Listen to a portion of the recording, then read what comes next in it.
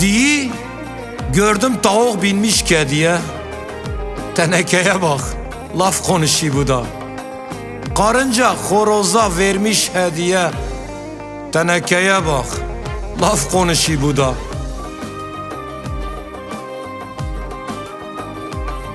Fil kaptan olmuş da vapori sürü. Zürafa sessizce köşede duri. Tilki hem nala hem mıkına vuri.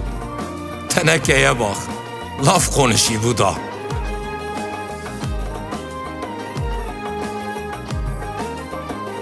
Ediler etmiler aslan uyan mı? Çakal di ben mi yoksa çıyan mı? İnekler sıcağa susuz dayan mı? Tenekeye bak, laf konuşuyor bu da.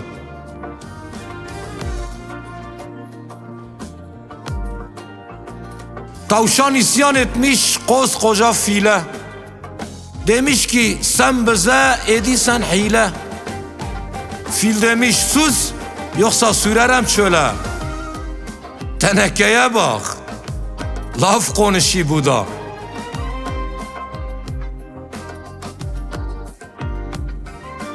Nasılsa inandık iyi sallıysan.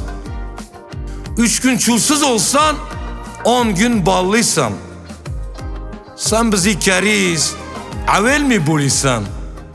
Tenekeye bak, laf konuşuyor bu da.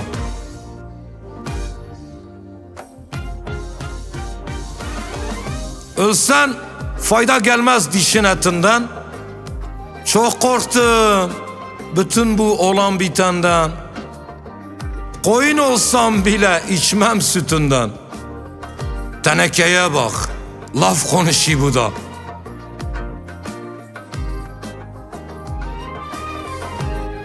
Gelmiş de meydanda preze yapı.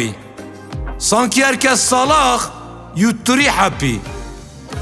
Yahu gönlüm böylesinden de kıl kapı. Tenekeye bak, tenekeye bak, laf konuşuyor bu da babam. Bu da bize laf konuşuyor.